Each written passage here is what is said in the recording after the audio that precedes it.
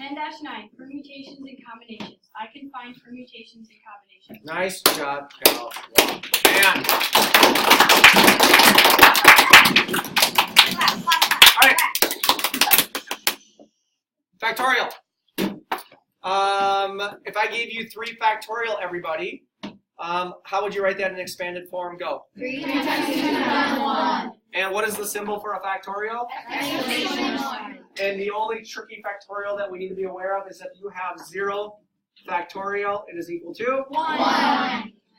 Okay, what is the difference between a permutation and a combination? Who can tell me in a loud voice the difference between a permutation and a combination?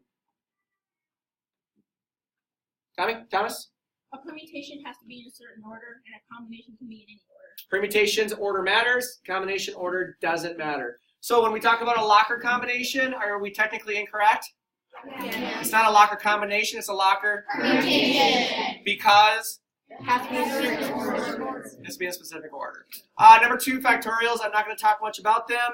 Just understand that if you're using division, we can use cancellation methods. And we talked about lining up our factorials so that they're easy to reduce or to cancel out. Number 3, permutations. I gave you an example of Ella, Deline, and Callahan coming up to the front of the room. They got into a permutation or into 6 different permutations in front of all of us. So that was one way of doing it. The second way we did it is we used a tree diagram. And we found that there are, again, 6 combinations, or permutations, sorry. And then I gave you the permutation formula, and you did it yet again. I'm using this formula. Really quick, let's run through the permutation formula. We got NPR equals n factorial over top of n minus r factorial. What does n equal? Number of things. What's the P stand for? Number of things. You're not listening to me. Let's start over.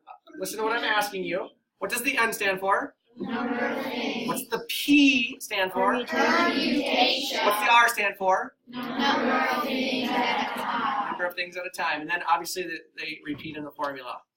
So here's an example of the exact same problem. We came up with 6 different permutations. I forgot to label and to box our answer. So we did it with a tree diagram. We did it by having them actually do it. We used a little organizer ourselves, and you also did the permutations.